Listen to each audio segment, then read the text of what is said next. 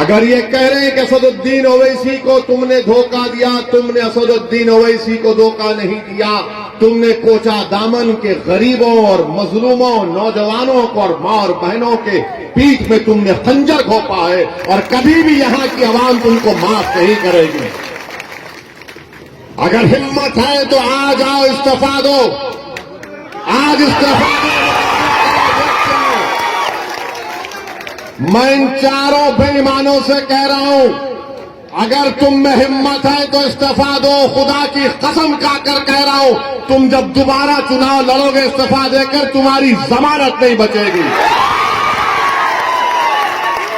है तुम में हिम्मत तो बोलो, नीतीश को आ जाओ, तेजस्वी को आओ, तुम्हारे लिए कैंपेन करो। ओवैसी अकेला खड़ेगा, इन सबसे मुकाबला करेगा।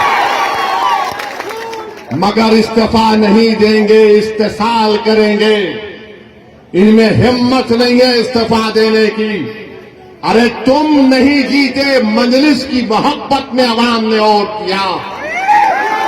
तुम नहीं, तुम्हारी जात नहीं जीती, सीमांचल की लड़ाई के लिए अवाम ने वोट दिया।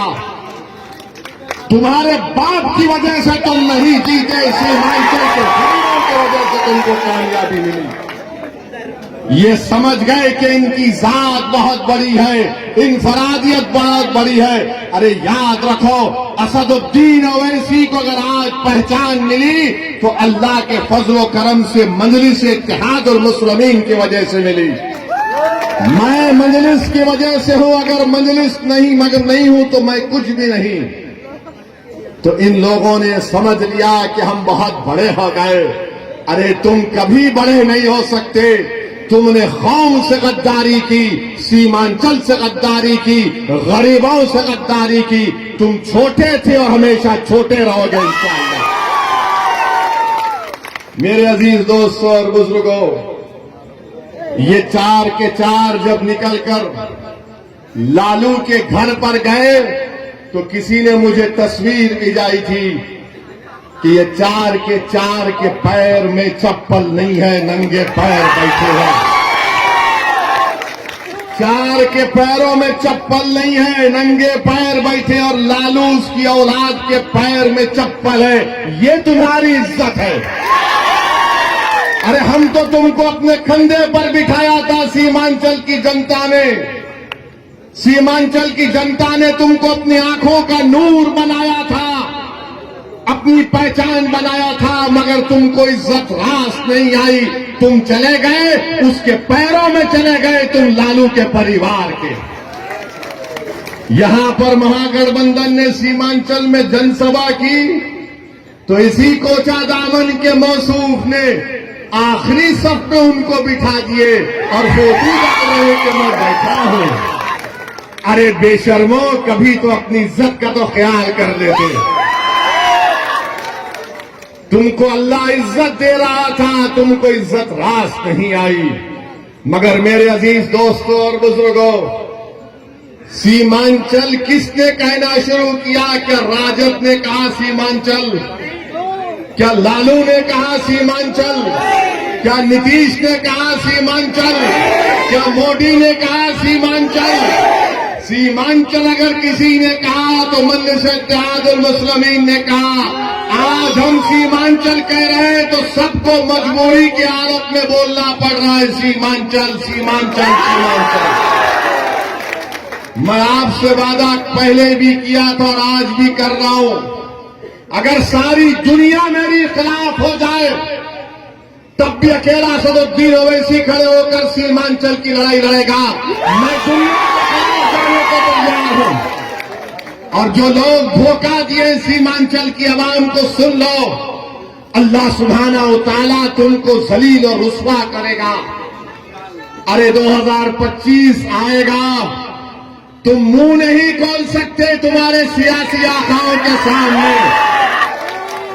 तुम आंख में आंख नहीं मिला सकते तेजस्वी यादव से, और नीतीश को तो तुम देख ही नहीं सकते।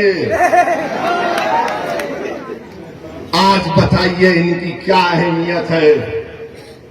ये मीर जाफर और मीर सादिक की तारीख को उन्होंने दोहराया है। जिसने टीपू सुल्तान को सिराजुद्दौला को धोखा दिया, ये इन्हीं लोगों के जानशीन है। मैं इनको मुबारकबाद देता हूं कि तुमने मीर जाफर और मीर सादिक की उस गद्दारी को तुमने जनता के सामने याद दिला दिया। अब जनता जान चुकी है, अवाम जान चुकी है। ऐवान असेंबली में अगर कोई लड़ता है सीमांचल के लिए तो ये लोग मंत्री बनकर बैठ गए, अपनी गर्दन मोटी कर लिए, अपनी गर्दन को मोटी कर लिए, और मगर सीमांचल के बारे में बात नहीं कर सकते। अगर कोई जुल्म के खिलाफ आवाज उठाता है बिहार की विधानसभा में तो उसका नाम अख्तरुल ईमान है। अख्तरुल ईमान अकेला है, मगर मुझे यकीन है कि कोचा दामन में एक ही शेर काफी इनकी दौड़ के। अख्तरुल ईमान लड़ता है ऐवान में, अकेला है। 5-5, 6-6 मिनट की तकरीर अख्तरुल ईमान की उठाकर देख लो आप। अख्तरुल ईमान सच्चाई को बयान कर रहा है, हुकूमत से लड़ रहा है, सवालात पूछ रहा है कि उर्दू टीचर का क्या हुआ जब वो मासूम 8 साल के बच्चे को सीवान में पकड़कर जेल में डाल दिया गया। उसके गले में रस्सी थी, उस बच्चे का नाम रिजवान, 8 साल का बच्चा। ये जितने बिहार के विधानसभा में मुसलमान एमएलए जीत कर गए, क्या रिजवान तुम्हारा बेटा नहीं था इसलिए तुमने आवाज नहीं उठाई? 8 साल का रिजवान गले में रस्सी डालकर 1 हफ्ता वो अपनी मां से दूर रहा। उसकी मां पुकार पुकार कर कह रही है कि मेरा बच्चा बच्चा है। वो 16-17 साल का नहीं है। मगर बिहार में क्या बीजेपी की सरकार थी या गठबंधन की सरकार थी जो गुंगी बनकर बैठी हुई थी? रिजवान की मां पुलिस स्टेशन के आगे 8 दिन तक अपने लखते जिगर के लिए तड़पती रही कि मेरा बेटा अंदर है, मैं कैसे बाहर जिंदा रह सकती हूं। ये इंसाफ महागठबंधन का। 8 दिन तक एक मां अपने 8 साल के बच्चे की को तड़पती रही। किसने रिजवान के खिलाफ आवाज उठाई? किसने रिजवान की तकलीफ को अपने बेटे की तकलीफ की तरह महसूस किया?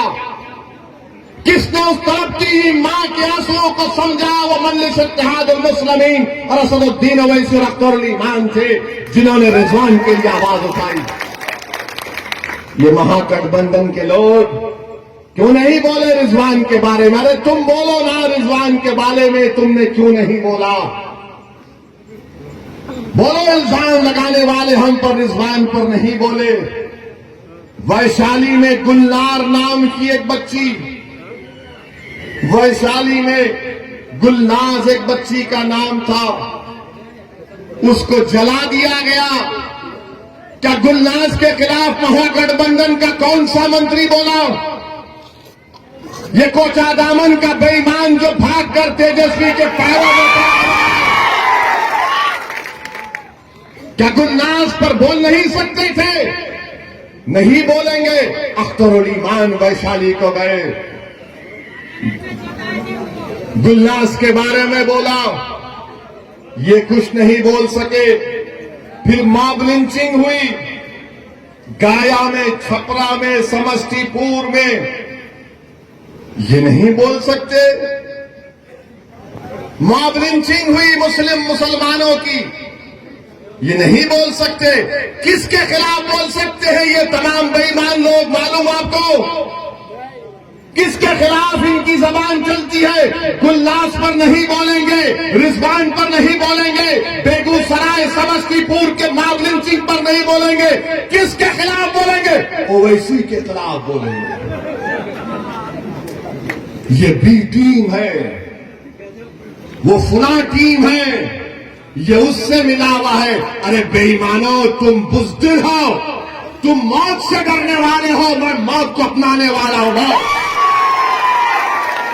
तुम मेरे खिलाफ बोल सकते मगर तुम्हारी जबानें गूंगी क्यों पड़ गई? तुम रिजवान के बारे में नहीं बोले, गुलनाज के बारे में नहीं बोले, ये मॉब लिंचिंग के बारे में नहीं बोले, मगर इनकी जबान चलती है क्योंकि इनके जो सरों पर जो आका इनका बैठा है, इनका जो मालिक बैठा है, जो इनको पैसे देकर इनके ईमान को खरीद चुका है, जिनकी आंखों के सामने वो कठपुतली है, वो लगे बोलो इसी के ऊपर फौरन बोलना शुरू